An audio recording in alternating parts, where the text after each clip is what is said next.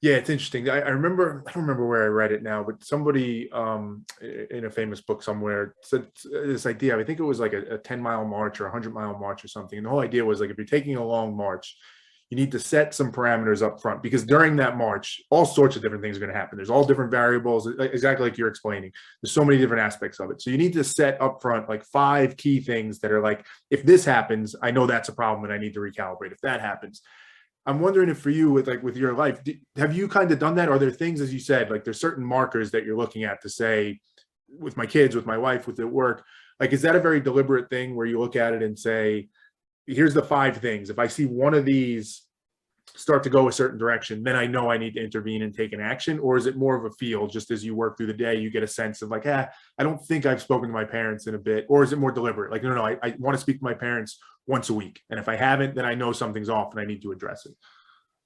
Yeah, yeah. So it is, for me, it's deliberate. And I have not been deliberate about it until, again, about 2 years ago, Yeah. where it's, do you got to be able to answer the questions that are important to you. So, when I say something like my relationships are important to me, right?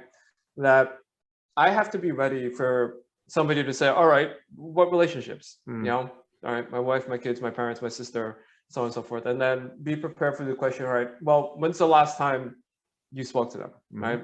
And it doesn't have to be a specific date and time, but just know it's a week ago, a month ago, or a year ago, right? If you're a year ago, then something's off. And then the third question, right? You got to be able to always, for me, this is another system that I have just mentally that you got to go 3 questions deep, right? Like And it. it's, all right, if that's the case, if you have been in touch with them in the past week, then, how are they doing? How are they feeling? Are they happy? Are they not? And, you take pride in the fact that you can be able to answer to that, but, answer that to that level of detail, because then it is true. The It's real. relationships in your life matter to you, and you're getting out of it what you want out of it, right?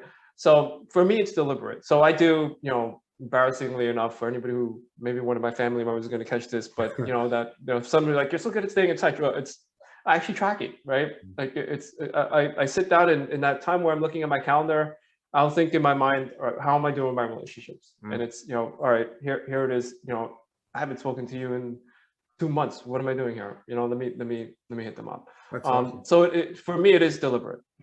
And what's last question, maybe, Dorian? What is that all driving towards? Even the value, right, of the pausing, which I love. I think it's an awesome one to bring up. It's more of it's a means, not an end in and of itself. Right? It's an ability for you to have more control, clarity, awareness of your life, so you can get to an outcome. The deliberateness about your relationships and tracking out who you reach out to and when. Is there just an underlying like moralistic belief that that's the right thing to do? Is it that it makes you feel good? It makes you happy to stay in touch with your family and you want to make sure you do it because life can get crazy? Like, what is the ultimate, again, maybe meaning of life question? What's it all about? Like, why do all that? Yeah. I mean, look, both in what you said, right? But what are the, at least in our Asian community, or I'm going to guess this is across communities, but it's happiness, it's wealth, it's health, and it's, for me, relationships. So I obviously feel good from that, and it blends to a deeper meaning for me, as far as just it feels good, right? But there is also another purpose to this, which is that, and why I say that the being deliberate has been more present in my life now, because, and maybe it is a product going back to the beginning of our call, which was where we are in our age, that whereas the first half of my life was just kind of, all right, you're just enjoying the journey wherever it takes me, for good, for better or worse. But now I feel like I am at a point in my life, and it could be with realization, or enlightenment, that you can kind of control your destiny, right? You can program it in the way that you want. So it's taking the moment to at least for me visually, to sit down and say, all right, these are how things are now. How do I want them to be, in 10 or 15 years, 5, 10, 15, however progression you want. And knowing that that's at this moment in time, how I want my life to be 10 years from now, and working back from that. So, you often hear people say, I want to retire by 55, or I want to retire by 50. Well, I mean, what are you doing to make that, actually happen, right? You have to be deliberate about that. that if you talk about increasing likelihood and success factor, that's the way to do it, right? To actually sit down and say, 10 years from now, I'm not going to work, right? And I'm going to spend all my time with my kids and wife and my, and my parents or whoever else is in it.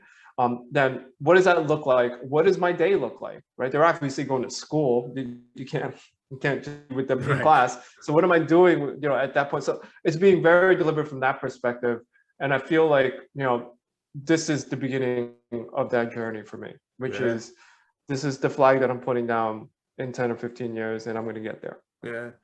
I love, you mentioned working out, you mentioned there the idea of retirement. I love the idea that, as you've mentioned throughout this conversation, that we need to think of our own mental well-being, happiness, our purpose in life in much the same way of like, you do have control over it. It does take work though, because that's something I've kind of learned, or I'm starting to realize, is that happiness is hard. And that's a weird thing to say, because a lot of people hear that and they're like, no, then you're doing life wrong, because you should just be, and it shouldn't be hard to be happy.